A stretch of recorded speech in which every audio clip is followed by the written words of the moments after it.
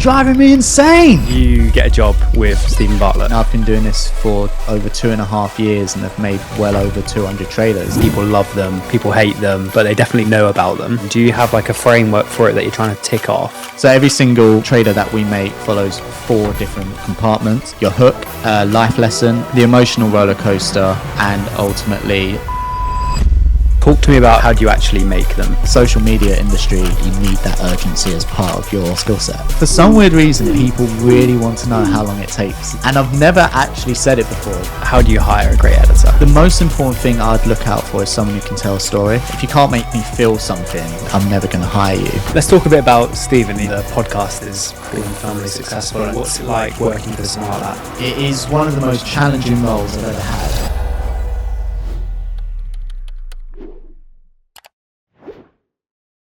Let's start at the beginning. How do you get a job with Steven Bartlett? It's a weird story, really, because before I even went into the world of the Diary of a CEO, I wasn't really that interested in podcasts. I knew they existed, but my background was all in film and TV.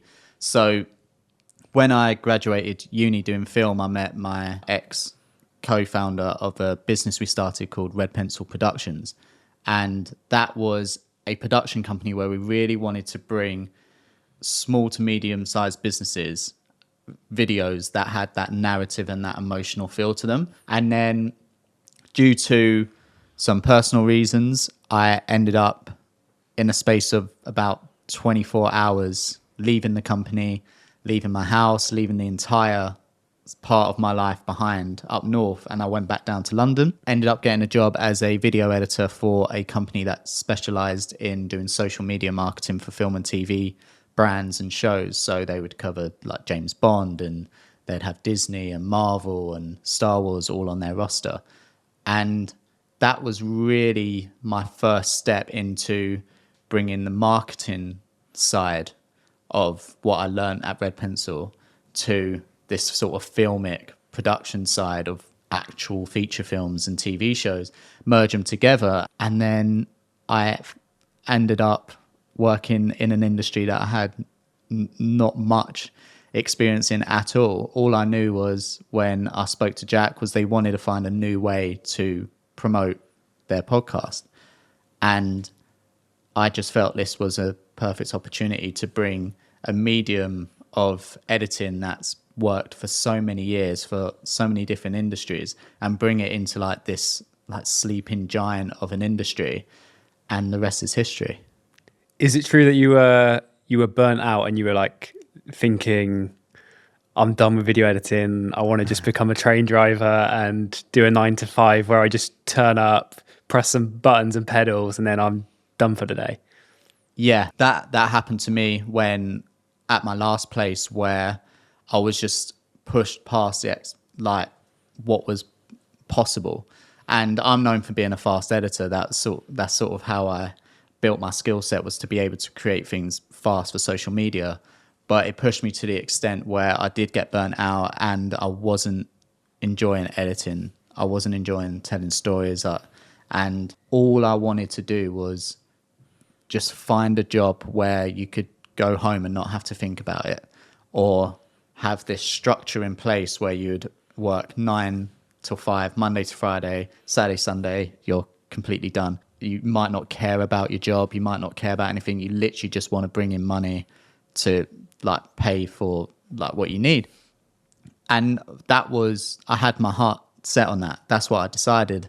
And I spoke with my dad and I spoke with my girlfriend, and they both just turned to me and said, that's the stupidest idea ever. Someone like you would not do well in a Monday to Friday, 9 till 5 job. You'll be bored after a week. You'll hate it. And for what you've worked for your entire life, to just give up in this moment, it's just not where you should go in life. You should just take a break.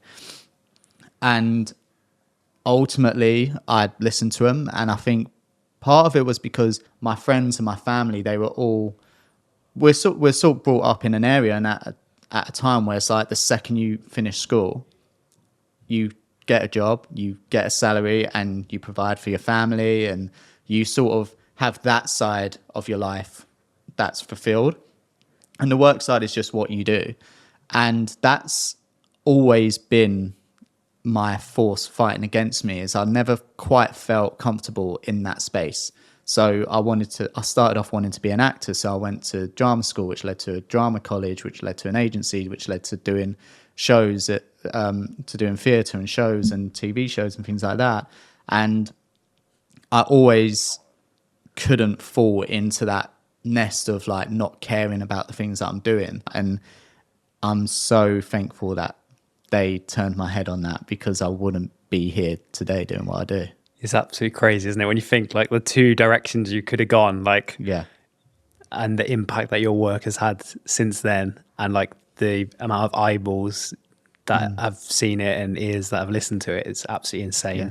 And you could be driving a tube below us right now. Yeah. Instead. Yeah, and it's so many experts come out and say it's like you become the people you hang around with, and it's insane how the people you have in your life, it makes a difference on your happiness. Yeah. What do you see then? Did you see a LinkedIn post or a job post somewhere, and you like I know Steven does like send me 3 sentences, or was it Jack, or who was it? Like what? And what's the process to get that job? I think I saw a job ad first, and it was like the 3-sentence thing and things like that. And so I applied for it on LinkedIn, like easy apply. And I think like 24 hours had gone, and I was just, for some reason I was just laying there. I was like, I just don't feel like this easy apply thing is going to work. It's going to work for me. It felt lazy to me. It felt like, does he want this job? He's just clicked a button that literally says easy apply, and they'll send whatever they need. So I think I've hunted down Jack's email and sent him an email with my portfolio, and I spent a lot of time crafting a portfolio that I think would really work for this role. And literally, I think about 5 hours later, he replied to that email. So that then led to an interview I think it was on New Year's Eve, and it was booked in for about 20 minutes, and we ended up talking for about 2 hours. And I think literally within like a few days later, I'd done like a little task, then got offered the job, and literally started, I think, about a month later after that. What was those first few weeks and months like? Was it, we want a trailer editor, we want someone to do podcast trailers, or was it, we just need a video editor to do clips? It was essentially Jack Sylvester, Grace Andrews, Steven Bartlett came to me and just said, we want to find a way to promote this podcast that's not been done before. So I then worked with them essentially to just what we think would make a great promotional asset for the podcast. And Steve just said to me, I think one of the first project I worked on, like the next day, was for Israel Adesanya. And he just came to me and said, don't watch any other podcast, don't look at any other promotional asset. I just want you to make what you think suits Doak and what you think will drive engagement. And ultimately it ended up with the trailer that we've got for Israel, which when I look back on, I hate it. And I learned so much just in that first trailer, and then I learned even more in the second trailer, and it's sort of grown and grown and grown from there. But the podcasts prior to that was very much a clip of the episode. It was what they thought was the most interesting part of the entire podcast, about 60 seconds, 90 seconds long, post it and pull it out.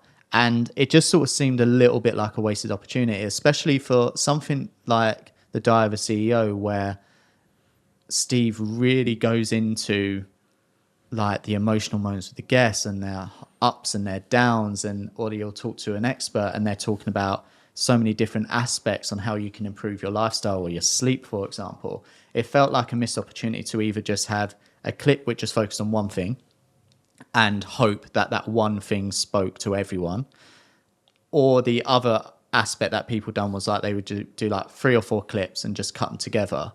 And from what I know, when like from an audience perspective, that sort of can take people in and out of the edits. They don't feel as compelled to listen because they're not going on this narrative journey.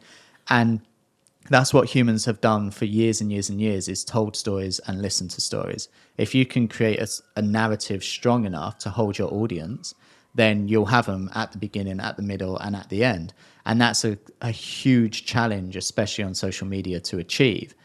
And so it just felt like a perfect opportunity to create this, at the time it was 60 seconds, this 60-second narrative that flowed of Israel's life, but also the flow of the episode.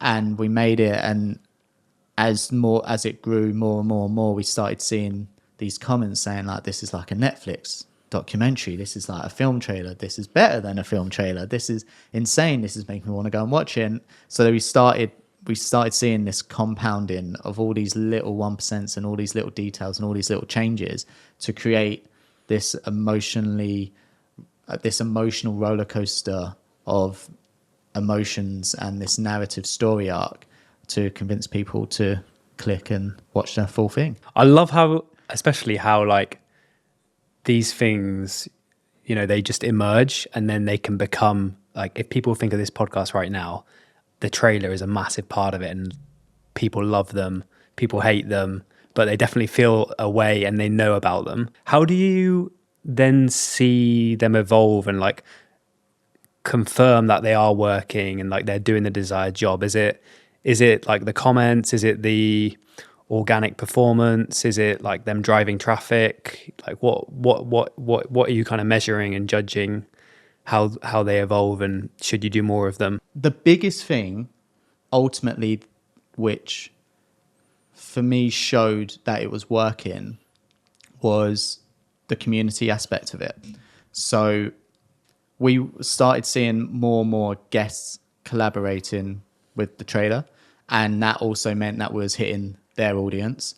We then have the community of the fans, of people saying, obviously from the comments, I'm going to go and watch this, I'm going to click on this, where is this, etc., etc. And then you start seeing people writing articles about like the top 5 things of what makes the Diver CEO successful, and the trailers is one of them. And then you start seeing TikTok videos of people making it of like, here's the secret hack, and it was like, okay, something's happening here, because we could see as well, obviously the subscribe was going up and up and up and up, and obviously there's so many aspects that the team do that grows the podcast. The trailer is just one tiny part of it. The other thing for me was just how it suddenly became this staple of podcasts, which like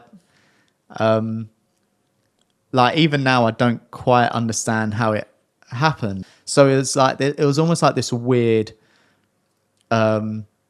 revolution or something that definitely. we've created, which was never an intention. When you're like a self-taught editor with an unbelievable amount of imposter syndrome just like always there. And I've been doing this for over 2.5 years and have made well over 200 trailers. Their impact is like, there's so many things we can go into. I really want to get into the process of making them. Okay. And we'll get into some of those little 1% and stuff. I mean, the interesting thing for me is there's like the impact of them straight away on the episode and on YouTube, and how big a part of podcasting YouTube is, and how this is no longer a podcast. But even little things like basically some of the biggest people in the world in terms of celebrity and like Instagram following and all that, whenever they're on Doak, you can bet that they pin the trailer to their profile. So after they're on Doak for the next 2-3 years, anyone who goes to their profile, like the trailer's there, they're like, they've done a Diary of a CEO episode, I'm going to go and watch it. One of my favorite little stories about that is we had Paul Brunson come on, one of the nicest guys on the planet. Love that guy. And I was talking to him the other day, and he was saying how when the trailer I think it was for his first appearance, when the trailer came out, he actually used that trailer for when he was doing speaking gigs as a way to introduce him before he came out on stage.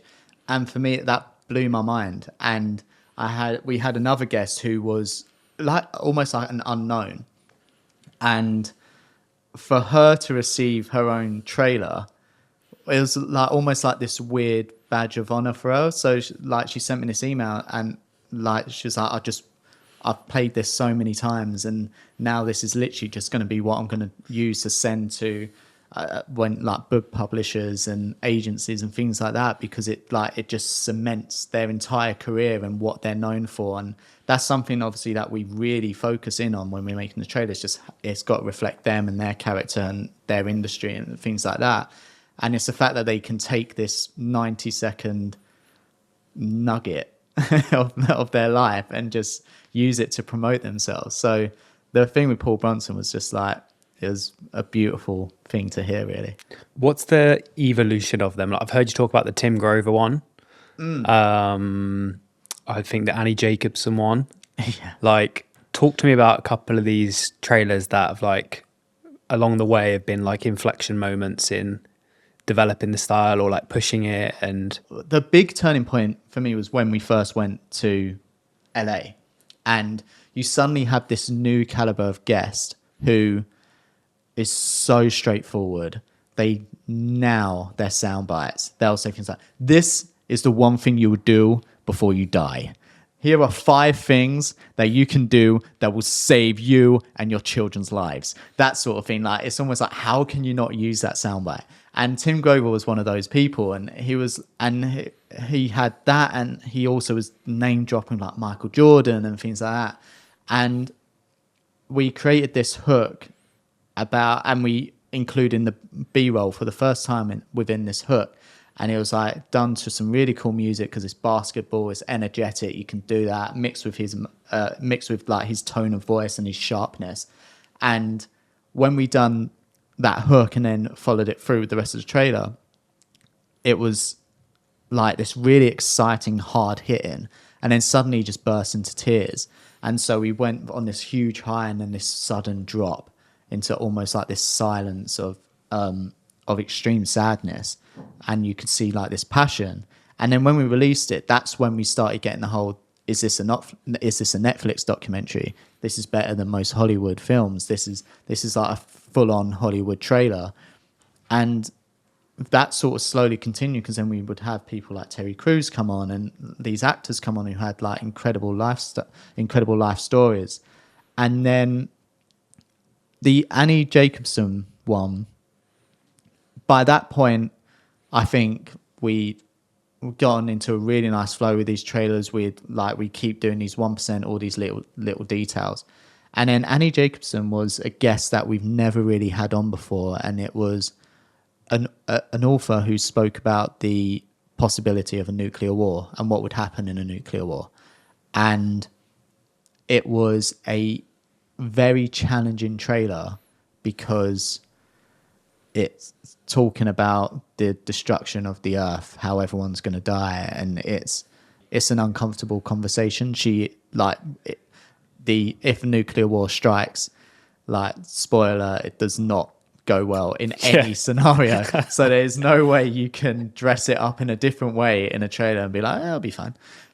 You can't do that. So it had to be hard hitting, and it had to almost ram in this reality of what would happen without going to the extreme that it puts people off. So that was a huge challenge. But what we found was we just kept working away, kept chipping away at it. And I went into like really almost dark places because I would spend hours just watching nuclear documentaries and seeing this horrific footage and all this stuff. And then when it got released, I was really worried about it, because as a podcast grows, as a brand grows, you bring in more people who love you, and you also bring in more people who want to comment like negatively on everything you do and try and shoot you down and things like that.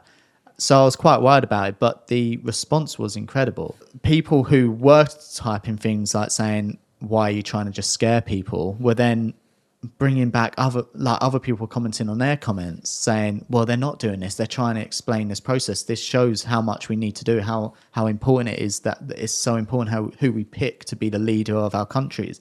And it was creating all of these debates, and it was incredible to watch, and it done amazing figures. And it was the first time really for 2.5 years where I actually took a step back and looked at what we had created from a trailer perspective. And I still remember like the hook where she says the world would end in 7 minutes, and it just cut to Steve and it zooms, does a crash zoom into his eye, and you sort of see the pupil in his eye turns into a globe, and it erupts from a nuclear bomb. It's so And sick. I mean, it's like horrible, but also it's just so beautifully executed, and like from a storytelling perspective, it's absolutely killer. It's so engaging. Let's talk about the process here, because with that Tim Grover example, you've really eloquently described quite a nice storyline. Like, how much do you think about the storytelling? Do you have like a framework for it that you're trying to tick off?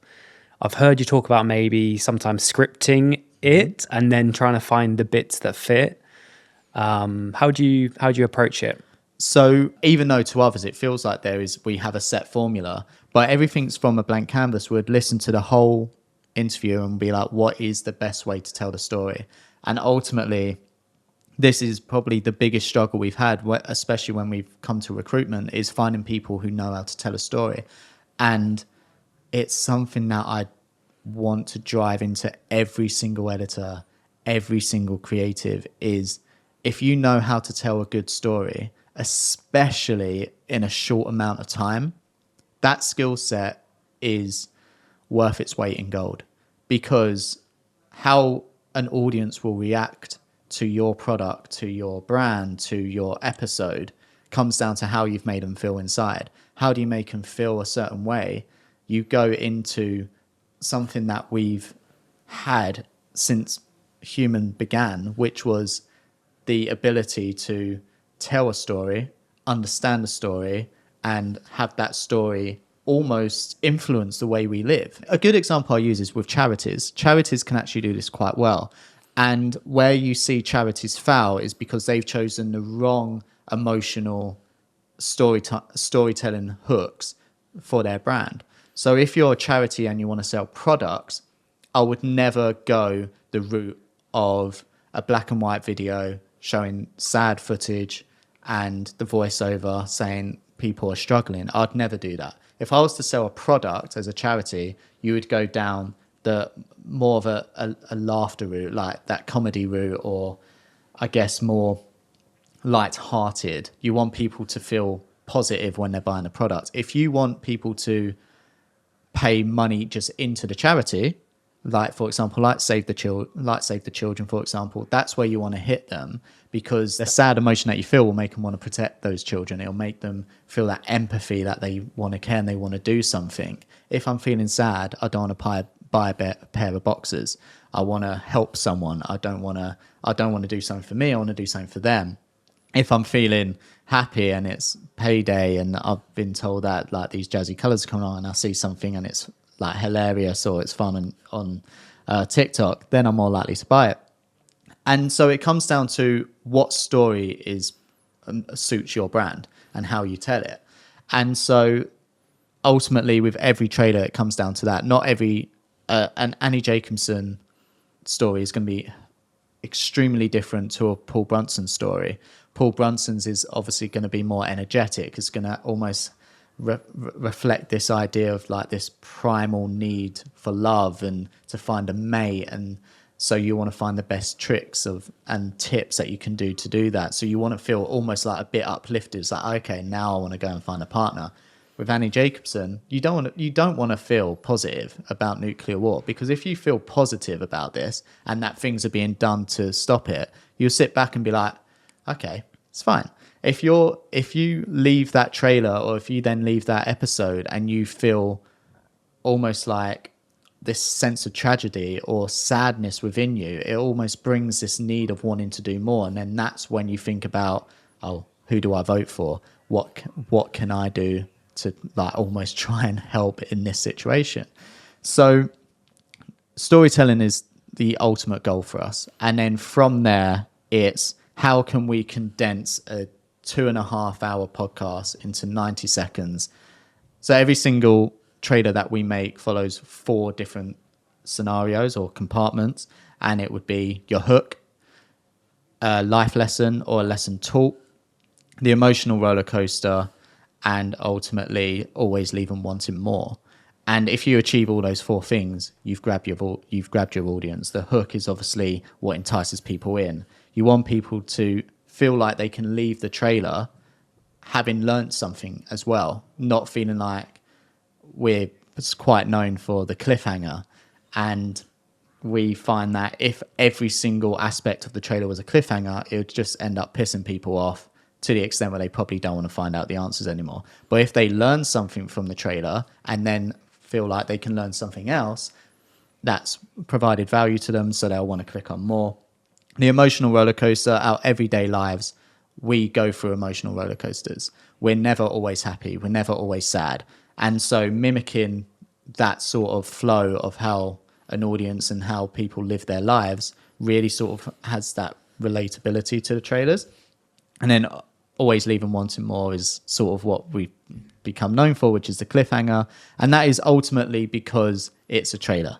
It's not a clip where everything's condensed into one and that's it. The trailer, the primary goal is to make you go and watch a 2-hour podcast. So how can we provide enough value that it makes you want to entice, but enough of a cliffhanger and enough of wanting even more that we actually drive you to the main product. Let's go into them one by one, just quickly. Mm-hmm.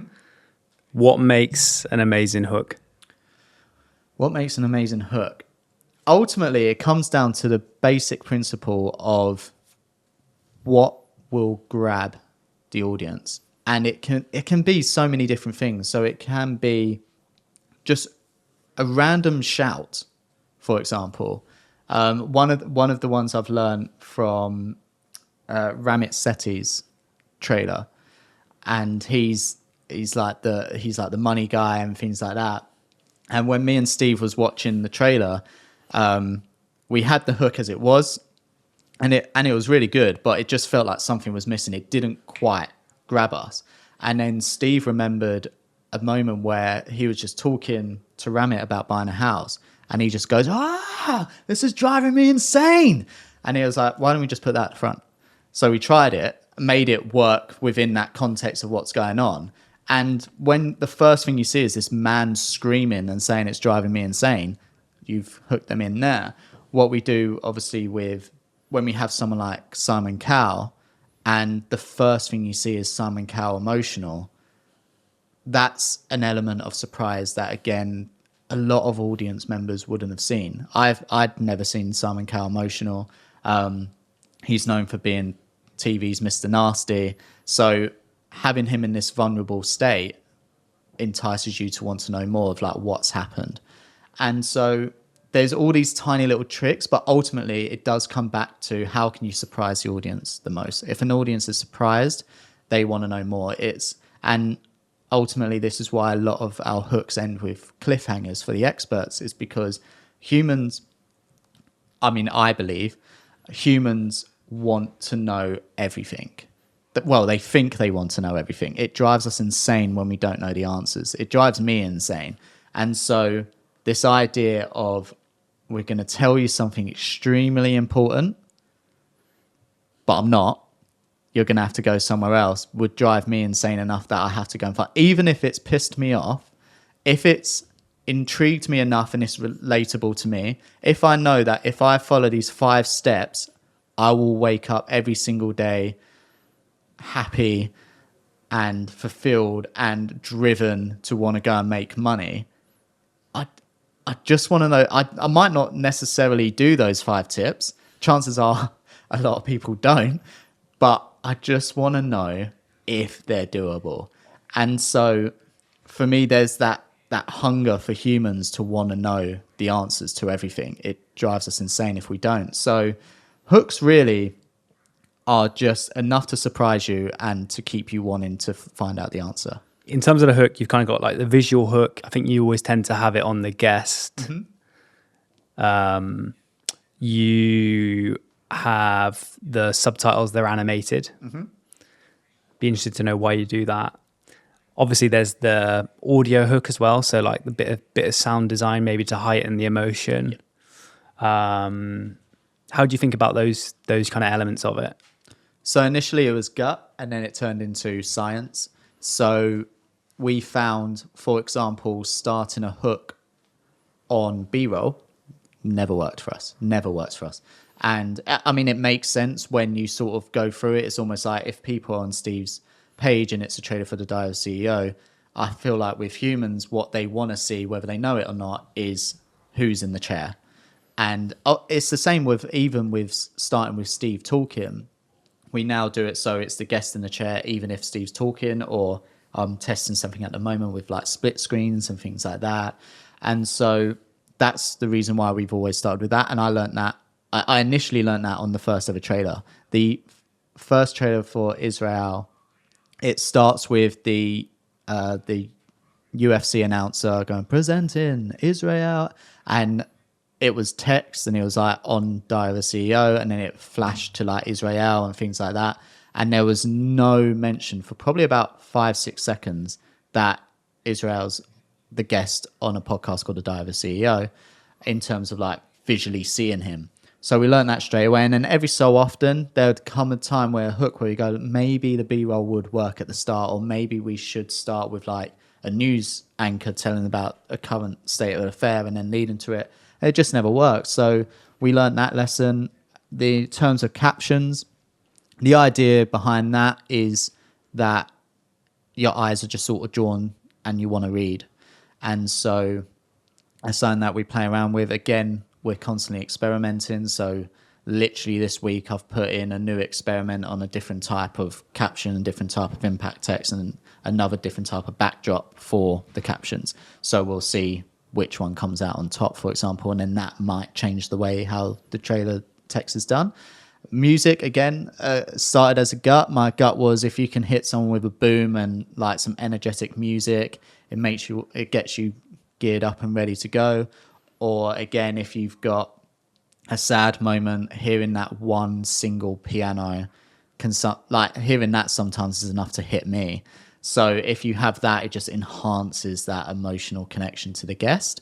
So, but we've also tested that, whether music starts or whether it doesn't start at the hook. And we found that music helps a lot in terms of viewer retention. So it's sort of like this mixture of what we initially think works as a gut and then playing it out through experimentation with Grace Miller. How do you test those things? If someone's listening to this, how would you test it? Ultimately, it just comes down to... Hey guys, if you want a breakdown of the techniques and strategies that Anthony and the Diary of a CEO team use, we have made a full breakdown. It's taken me hours to make, and I've put a link to it in the description where you can get it for free. I hope you find it useful.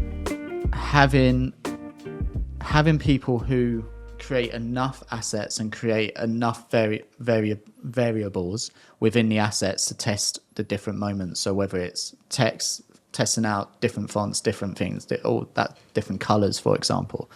And ultimately, from my end now, it gets given to Grace Miller and she does her wizardry, and then I just get this like sheet back of like results and basically it normally is like you'd create 4 versions of the trailer. I don't know, one with red text, one with yellow text, one with blue text, one with white text, and then I imagine she's probably going onto Facebook and running like A/B tests or on another platform, and you can normally do these things on the platform natively, or you can use third-party tools and stuff like that. But then she'll give you the data back, and you might think, okay, well, we've learned that green text is definitely not a goer because people swipe away after 3 seconds, whereas when it's white text, they stay for 10 seconds, something like that. Yeah, and it's the thing is with the trailers is there's so many different variables. So that was always something that I always initially struggled with. And when it comes to the trailers, there's so many things that can sway. The guest is a huge one. If you've got a famous guest compared to an expert, people are going to stay. And then music, tone, what's actually being said. So there's so many variables, but the ultimate thing that you need to do is just condense it as much as you can to that single denominator of what you're testing and keeping other variables the same. So that's why like the team works so hard to create multiple assets just to test that will never see like the light of day, just so we know for in the future, like, okay, let's start pushing this out in that way. Do they give you, I mean, if I'm thinking of podcasts and YouTube in particular, I imagine like people watching after 60 seconds and like average view duration of the episode, probably those would be the two biggest things for me. Do you have like one or two metrics that you're constantly pushing to improve? From a trailer perspective, it's viewer retention. I always want to try and push it as far as possible.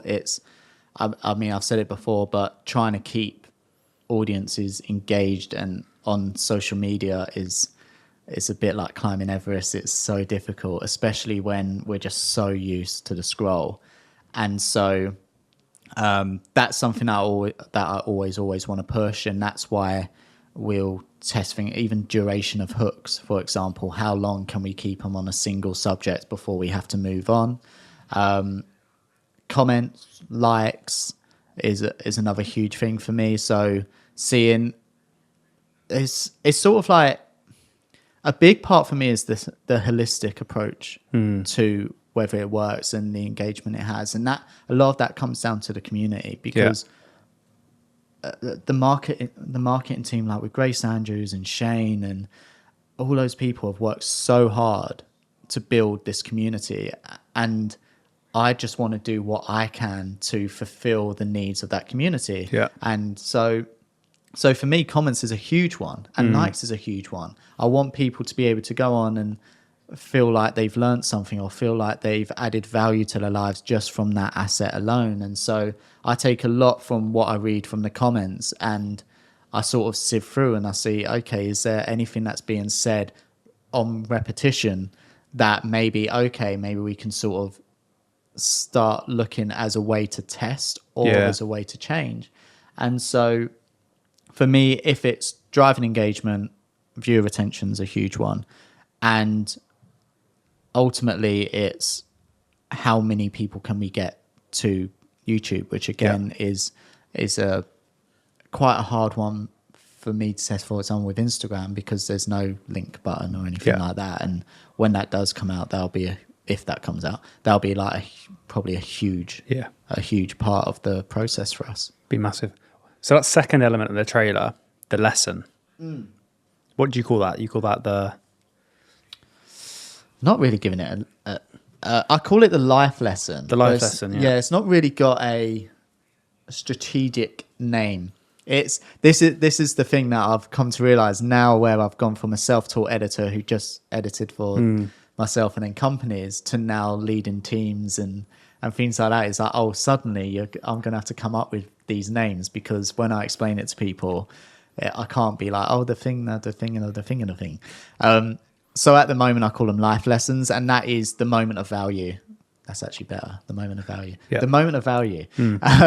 So the moment of value is essentially giving away a free tip or a free quote that people can use and people can relate to and people can reflect on, drive conversation, or hopefully enhance their life in some way. So if we have a celebrity guest on doing a life story, for example, having a life lesson through the means of a quote on terms of never giving up, or obviously not saying as cheesy as that, but having something where people can quote it drives that engagement. And it also, it's nice to give something to someone where they can feel like, you know what, it just goes to show that you can hit rock bottom and still come up. It's almost that reassurance that they're saying it. And then for an expert, there'll be times where we talk about multiple topics in a trailer. But Paul's actually a good example. I think his first one was one of the first real ones where I tried the multiple cliffhanger. We was known for doing maybe one cliffhanger in a trailer, and I think Paul's had like 6. And the idea behind it was because he spoke about so many different topics, how can we cram in as many topics as possible so if one relates to this person, this topic can relate to this person, this topic can relate to that person. So you're driving in all these different audience members. And ultimately, if you want to do that, you can't give away the answers to everything because they won't want to have to go and watch the episode, and B, we've got 90 seconds, we can't explain everything. So it came to a point where we'd do a cliffhanger and then a topic that you'd learn a lesson, cliffhanger, and then you'd learn this lesson, that sort of thing. And so it allows the audience to feel like, I've earned this much value already from 90 seconds. He's also said something else that's really piqued my interest. What I'll go on to the episode to find that out. So it's almost like giving that free taster. I think in supermarkets they used to call it a loss leader, and supermarkets used to give out, I think this is true, they used to give out a free bananas. They'd have like bananas in a basket at the front of the store, and you was more likely to spend more money in the supermarket because you got this free product. And so for me, that's sort of seen as like the loss leader. We're giving this away, but come and join us if you want even more gold. I love the Brunson one, and I've heard you talk a little bit about this, where it's like the multiple cliffhanger, or it's just almost like keeping the retention by taking the viewer on many twists and turns. So it's like, I don't know, 70% of people get divorced because they're in wrong relationships because of XYZ, which happens because of XYZ. But you can avoid that if you do XYZ. And you're like, if you think of that as a narrative arc, it's just like, whoa, like really interested, even more interested again, and like, I need to go and listen to this. Do you something like that, would you almost script that out beforehand? So for something like that, one of the narrative structures I have is I call it the defense lawyer, and it sort of follows the process of how attorneys would talk in a court of law to try and convince a jury that this person's either guilty or innocent. And so that's what I tend to do for Annie Jacobson's a good example for that. And the way you do that is you set up what the problem is. And the problem is the leader of America has sole decision to press the button. Another problem is the world is obviously very fragile at the moment in terms of like the political landscape that we're in. That's the problem. What that leads to then is what could lead nuclear war. And then you get the cost, which is the world will end in 7 minutes. Millions of people will die. The people who don't die will have to be forced to live underground as like almost like hermits for the rest of their life because of the nuclear smoke, etc. And then, okay, so we've got our problem, we've got our cost. What's the solution? And ultimately, that's when she then goes into, there is something we can do. And that's what the cliffhanger would essentially be, because obviously I want to drive people to the episode. And then you can then replicate that sort of style a couple of times within the trailer, and you use that through change of music and a change of tone, etc., etc. So yeah, it's almost like every single narrative we approach is almost trying to achieve certain aspects. For example, that one, problem, cost, solution. The other one could be the risk, the repercussions, and then like again, what can you do? What can we do? And then obviously you also then have like the narrative journey of guests, where it's almost like starting from the bottom, working your way up, that sort of thing, and the highs and lows. So that is that's like before anything else. Once we've read the transcript of the entire episode, that's the next thing that we play out. Yeah, super, super, super cool. Let's get into the actual nitty gritty of what a typical week looks like, because in the team, you're doing two episodes a week. Are you the only person doing these trailers, and how do you actually make them? Do you get given a full episode? Cut it down? Like, how much is you? Are you supported by people? So it started as just me, and I think it was like the week before I joined, we went from doing 1 episode a week to 2 episodes a week. So instantly your workload doubles. And so, but when I joined, we didn't have processes for this because it was a new thing. And like that startup company culture for you, you have to figure this stuff out. And so the way it would work was I would sit down and I would listen to the entire episode in its raw form. And I would literally pick out all the moments and sound bites I thought was great, put that into another sequence, listen to all of that, and then slowly start weaving a narrative. And then it turned into, ultimately, I was then traveling a lot more and doing things. So I would then want it exported as a script. So then I would read it all, and then that would start helping me labeling and all that side. And then eventually we brought in Liv, who was on clips for Doak and now is on the trailer team. And her role at the start was to listen to the full episode. She would cut it down to what she thinks. So it'd be like 2 hours. She'll cut it down to an hour, to all the sound bites she thinks are important, give it to me. I'll then create the trailer, give it to her. She'd do like the ratios and the text, and she sort of grew doing like parts of that. Now, it's no longer just me. We have Liv, who's come like strides and leaps and bounds and creating narratives herself and putting the music together and things like that. We've got Cam, who weirdly also, he recently joined us, but he started as a clips editor. And Jack saw the potential in him and spoke with me about potentially moving him over because he's a whiz kid at After Effects. He's incredible. And so we now have him joining the trailer team and focusing on B-roll, and then he'll sort of grow to start working on music design and text and ratios and things like that. So now we're a team of 3, and we potentially grow even more, especially now that we have Flight Studio. We're going to need editors for those promotional assets. So it's always something that we're learning and moving around, and like the processes have changed. Literally about 2 weeks ago, I've changed the process on how we make a trailer. So now it's like almost like this conveyor belt where we have set skills working on certain things, as opposed to me where I had to learn narrative, I had to learn music, had to learn sound, had to learn B-roll, had to learn text, had to learn ratios, had to learn thumbnails, all of that sort of thing. We now are having people who can specialize in those areas and move like in between each other through the process. So it's been a huge learning curve, and it's an exciting time for it. Especially I've loved teaching, and I love it, and it's to get the opportunity to do that now. It really builds like a brand new purpose in my role. Yeah. So in that workflow, you've got the full episode's like 2 hours, let's say. Mm-hmm. So someone's cutting that.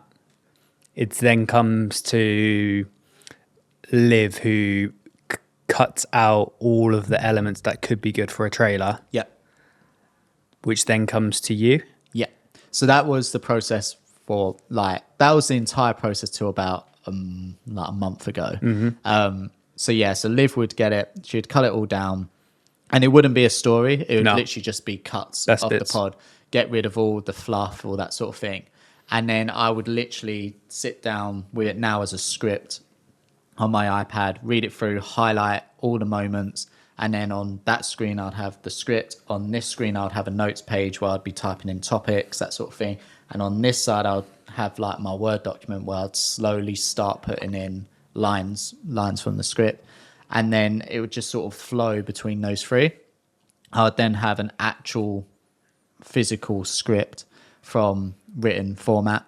I'll then put that into Premiere, create a foundation, and then just sort of like cut it down, get it to that moment.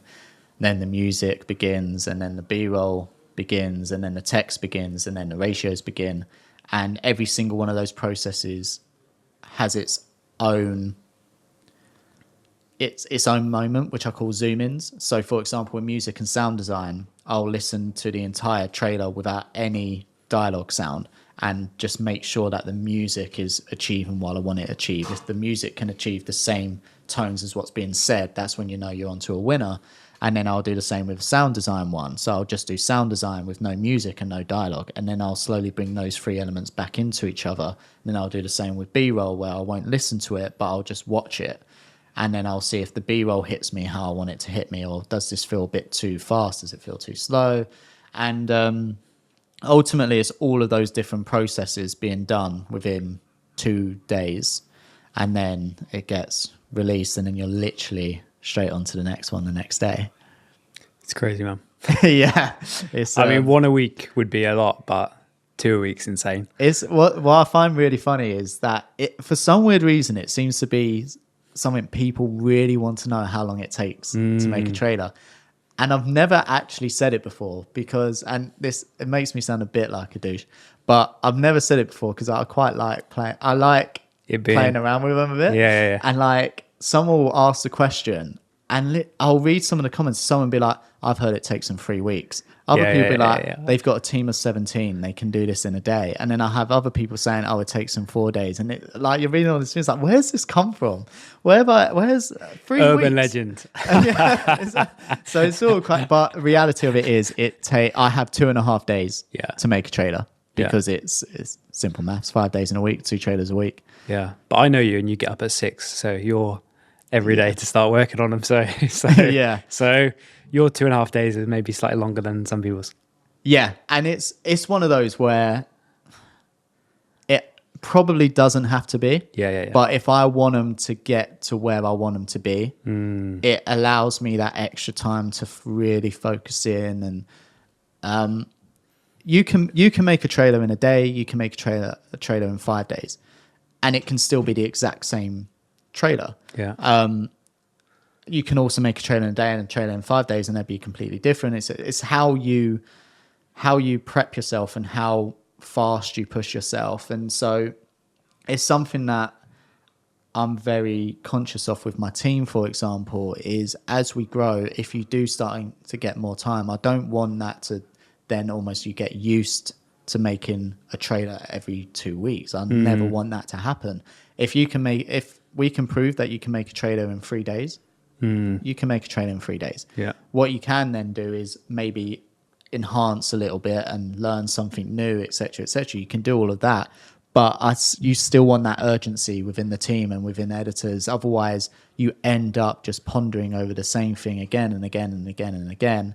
And there has to be a time where you just take a step back and be like, right, that's done. On to the next one, because that's the only way you'll learn. You could spend hours and hours and hours doing something because you know it's not going out for a week, when ultimately that same decision you probably would have come to in about 15 minutes. You just don't have the time pressures.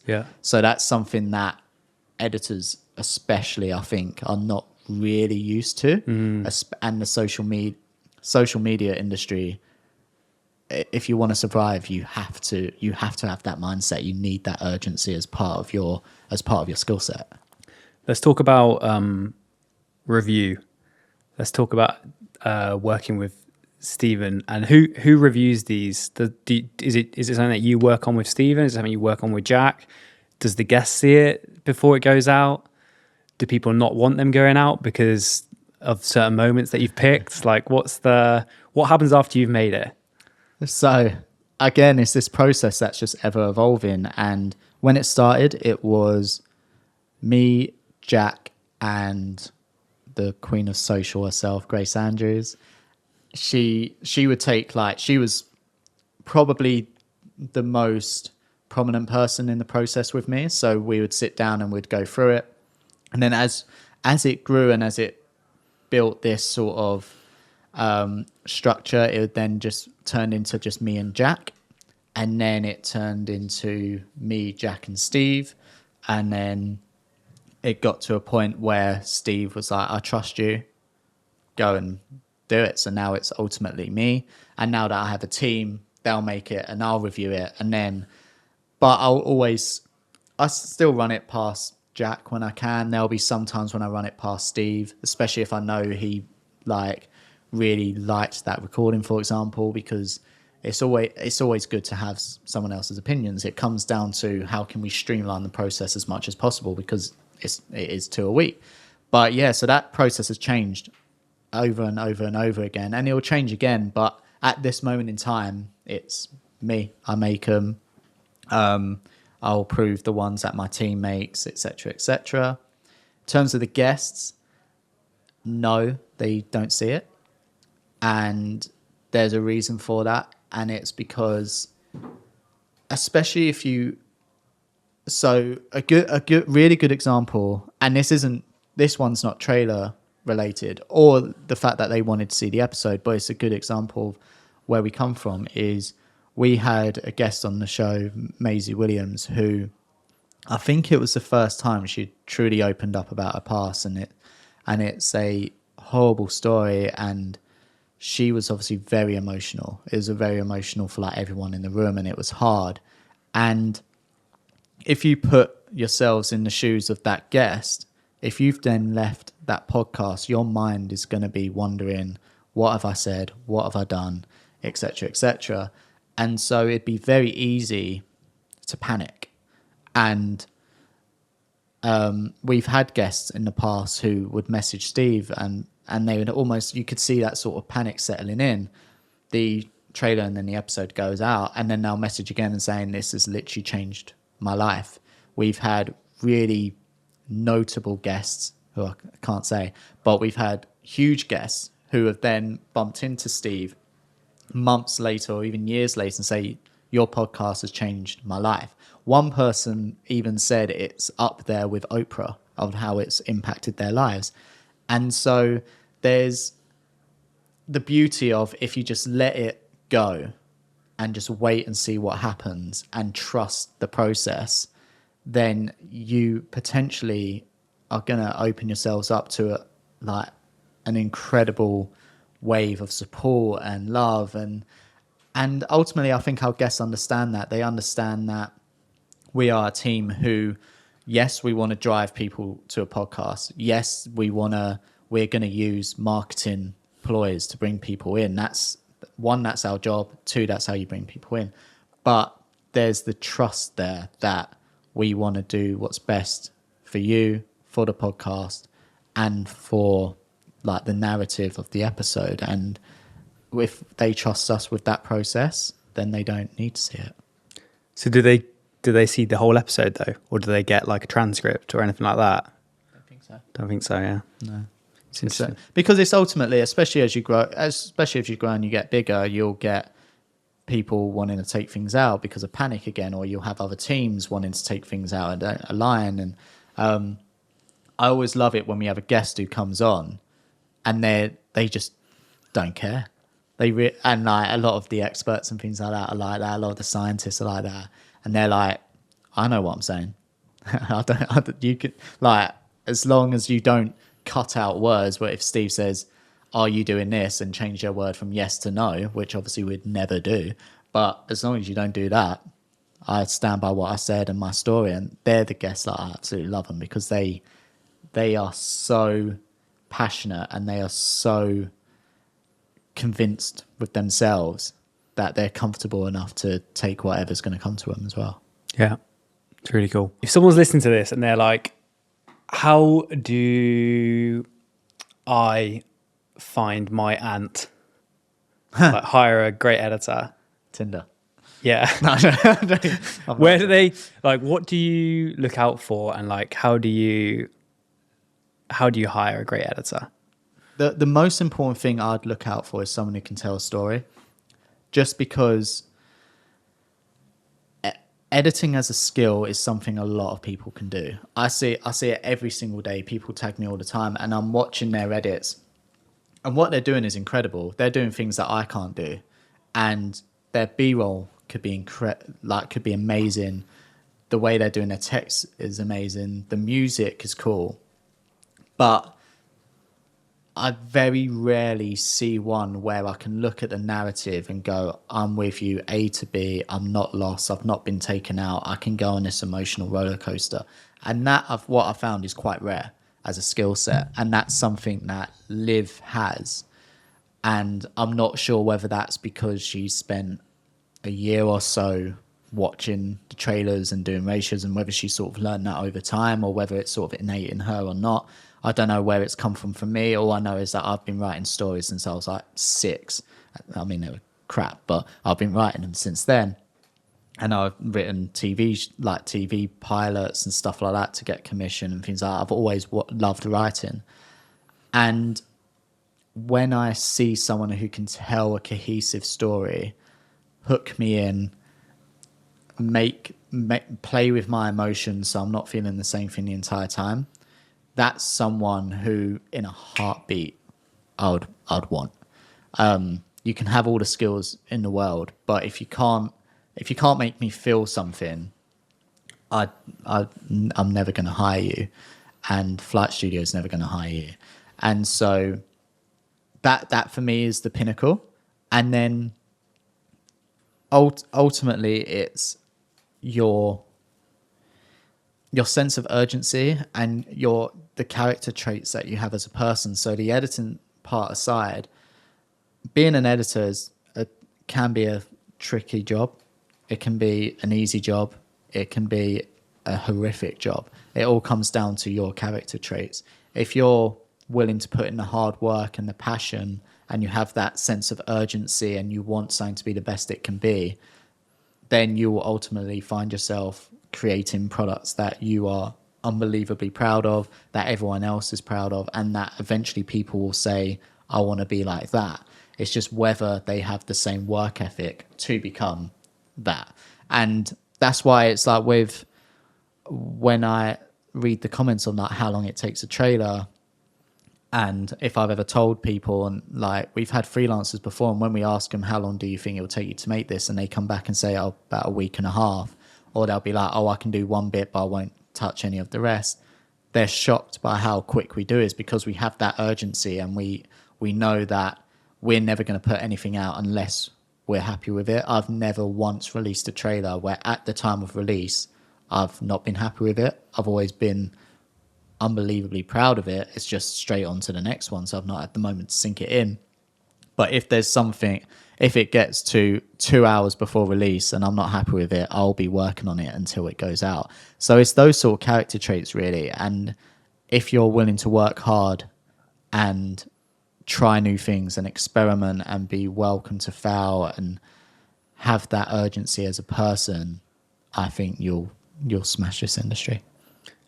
What's the perfect task to set someone? Like if I'm hiring, what I find is I can always tell from the email how they write it, if they're like going to be a good person to work with.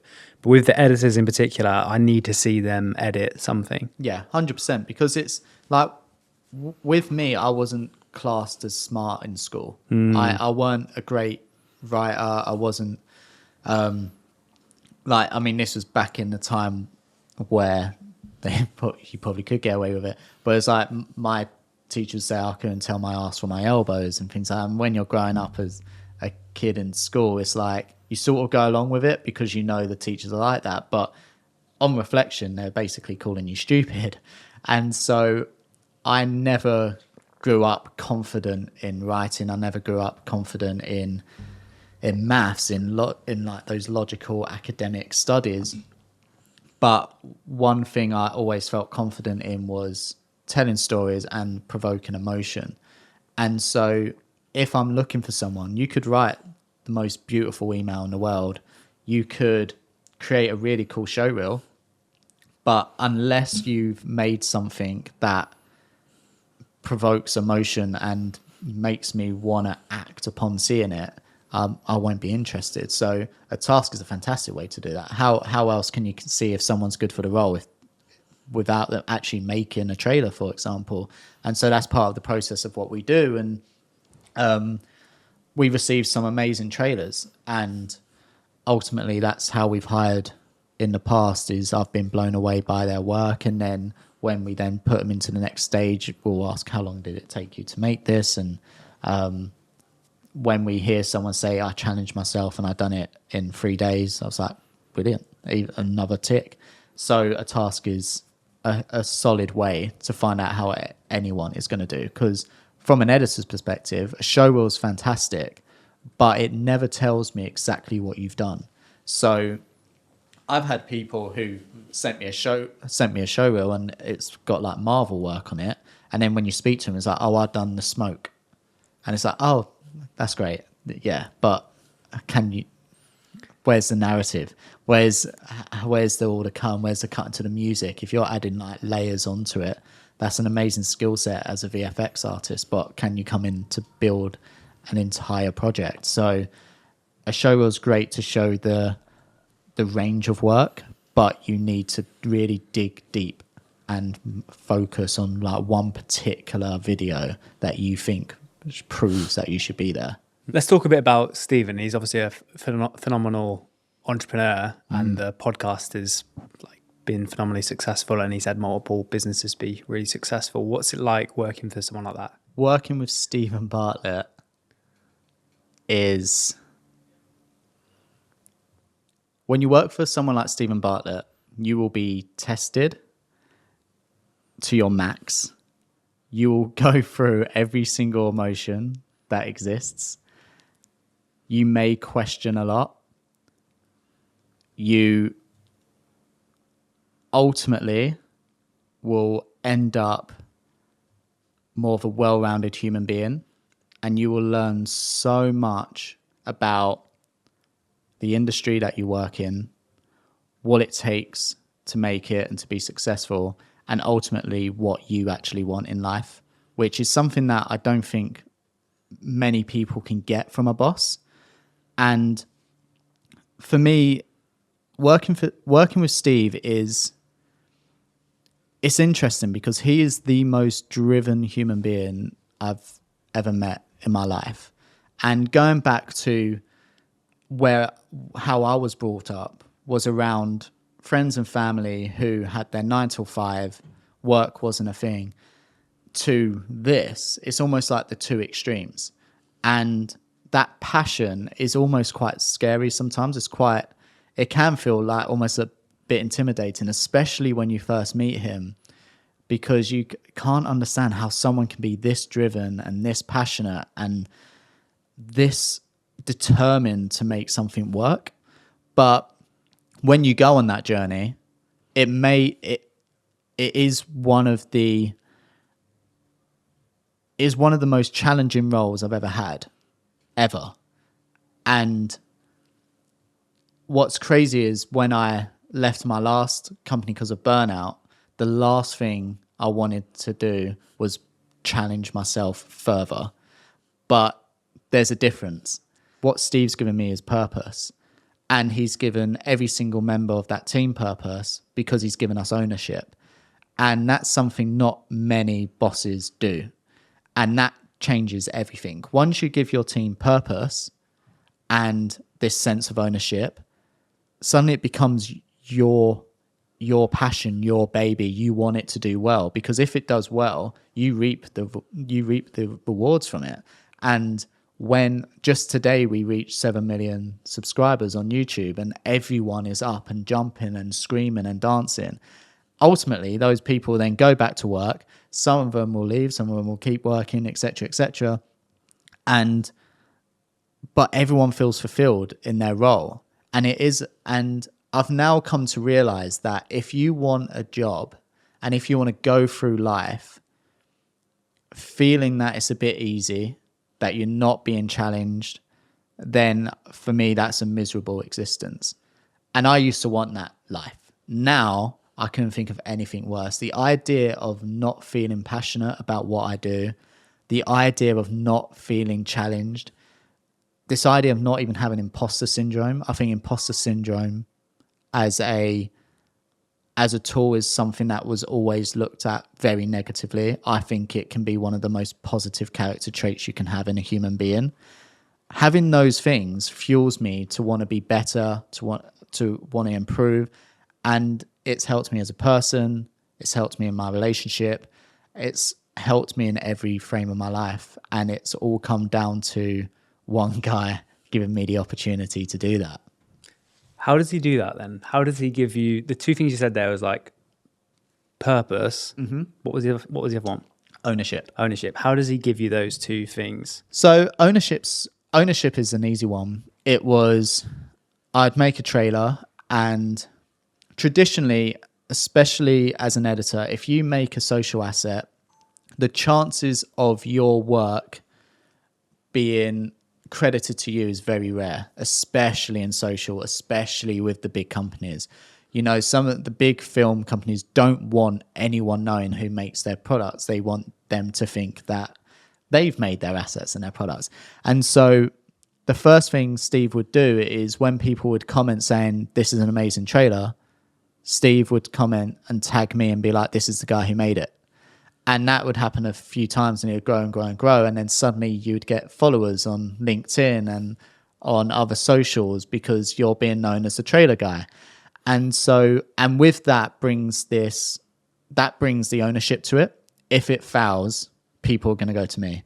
When people aren't happy, I get tagged in comments from people. I get private. When we have some guests with more very straight and narrow views or moments, I'll get a private message from someone who don't agree with them, and like the odd threat and things like that. You get that because this is your baby. But ultimately as well, I get so many amazing comments from people, and that's why with Liv, when she makes the trailers she makes, and with Cam, with the work that he's doing, I want them to showcase it as much as possible. And Steve wants everyone in the team to do that. He wants people to own their work and shout about it as well. So the ownership things, that's covered. Purpose comes from that ownership, because I see the purpose of what I'm doing now when I speak to people, and I speak to people in the community. And one of the most amazing things I've heard in my career, which changed the entire way how I think about not only making trailers, but how I should live my life, was I had someone dropped into my LinkedIn messages and was saying how they were going through cancer, and that the podcast as a whole has helped them go through like their diagnosis and through the treatment. But he said from the trailers is one, how he found the podcast, and how he loved the trailers so much that he waits every Monday and Thursday. He'll scroll and wait to watch the trailers. And for me, I'd never thought of it in that sense before. I always saw it as like this. It's an asset we create to drive people to an episode. That's all it is. But it turned out it has its own meaning to people, and it's got its own special place in some people's lives who I've never met before, never seen before. This person was in a different country to message me that. And so that's given me the purpose on the trailer front, is how can I make something that not only achieves its goal as a marketing asset, but has an impact to as many people as possible who work it. And then that's why we've started bringing in these life lessons, because again, it makes them feel something. And so for me, the purpose came from the community that Steven introduced us to together through this ownership. And now it's sort of evolved to this purpose now to try and help every single editor become the best editor they can be, to thrive in this industry. And if there's one thing I'll try and do on all my platforms, whenever I talk, whenever I do a podcast, I'm hell bent to make every single editor become the most in-demand editor in their field. And there's ways you can do that. There's simple techniques that you can do to achieve that. You just need to understand the core elements of what makes a fantastic trailer or what makes a fantastic social asset, and adapt that into your work. Does he have a conversation with you where he says these kind of things, or is this stuff that you're just getting by osmosis? Bit of both. He's a really busy guy, but he makes time for the team, which is incredible. And when you talk, he's one of those where when you talk to him, when you spend time with him, when you're in a room with him, for some weird reason you leave inspired. And I don't quite know how it works. I don't know whether it's his tone of voice, the way he sits. I mean, he's a 1% guy. It might be the way he does that, or it might fold his arms. But either way, when I leave a meeting with him, you feel inspired and you feel driven to want to go further, which is amazing because I'm lucky enough that when I joined, the team wasn't as big and you got a lot of that time. And then because he was so heavily invested with the trailers, I was having 2 meetings a week with him. So I was fortunate enough to sit down with him and go through it. And like, he would also teach me marketing tips as well that we can adopt into the trailers. So he does that on a personal level when he talks to you. And when you go away on team trips and he's there and he's very inspiring that way. But I think it's more the people that he's brought in. That's been a game changer. And he is very passionate with the view that how your business succeeds is down to the first group of people that you hire, because ultimately those people will sieve those same traits and those same atmosphere and what you want from a team. They will then filter that down to the next group, and then they'll filter that down to the next group. And the people he's brought in, Grace Andrews, Jack Sylvester, Grace Miller, Liv, Berta, Sophie, Dom, all of these people that he's brought in, especially at the start, you get this infectious like enthusiasm from them that anything is possible and that everything is possible. You get this feeling that you can fail and it's okay and you can learn. And when I come in, not only is it inspiring, but it's also, you don't want to be the guy or the girl who ruins that. Yeah. So you sure as hell become that person. And again, it goes back to what some of these experts say, where it's like you become the people you hang around with. When you're hanging around with these people, you have this feeling that anything can happen and that everything's done in a safe space, and that you end up, I mean, I love the people that I work with, and I have a thing where when I started, I hugged everyone when I came in and when I left. And the team's grown and grown and grown. And it used to be a 30-second job where I'd hug everyone and leave. Now it takes me about 5 minutes to hug every single person and leave. But I do that because not only do I love working with this team of people, but it's something that I want to keep passing on, because if it makes them feel like that, if it adds that little bit of extra happiness, even if it's 30 seconds to their day, why would I not want to do that? And my hope is that sieves down and everyone else is hugging each other. And then eventually, if we grow to 150 people, at the end of the day, every single person's hugging each other goodbye. You know, that would be an amazing thing. And it all starts with the people that he hired and the messages that he'll put on channels and the way he sets up those companies. Let's finish up with some quickfire questions. Quickfire? Yeah. Okay, interesting. Top 3 books. A Blink of an Eye, Psychology of Money, and any beginner's guide to human psychology book. Oh, special bonus, Relentless by Simon Koenig. Top 3 creators. Mr. Beast, Casey Neistat, Grace Andrews. Nice, like that. We should probably do top 3 films.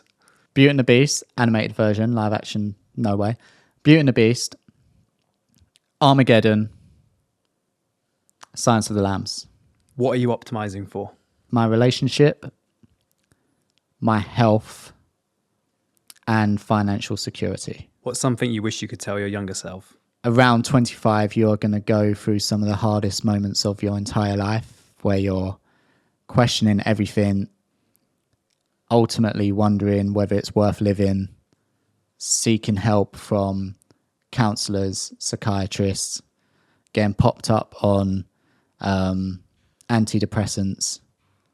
But if you persevere and stay the person that you have always been when you were younger and find that younger self again, you will come through it stronger and you'll live the life that you've always wanted. What gets you fired up? Perfect head. What gets me fired up? In all seriousness, you have one of them at 6 o'clock every morning, don't you, before you start doing some editing? I have a perfect head every single day at 6 a.m. I then get into the office and probably have another one at like 11 a.m. And then if I'm feeling really cheeky, I might have a third. Then the team yell at me. The main thing that gets me fired up is knowing that I can always go back home and I've got Helena there who literally supports me in every single thing that I do. And I've never considered myself, I never believed in luck, but with having someone like Helena, I can only explain it as luck because there was no good fortune there, and she's literally saved my life. So knowing that even on the hardest of days, I can go back and I see her, that for me is what gets me fired up. That's awesome. It's wonderful. What's next? What's next? Next is to do every single thing that I can to make Flight Studio the biggest podcast agency and studio in history of mankind, and to develop the world's greatest team of editors. It's a good ambition. Yeah. Not on my own. We're gonna need help for that one. And lastly, where can people find you?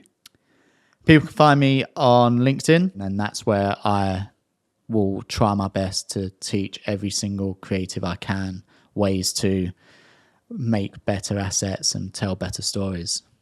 Amazing, man. Thanks so much for doing it. It's been so inspiring and helpful and useful. So I think people are going to love it. Thank you so much. Thank you.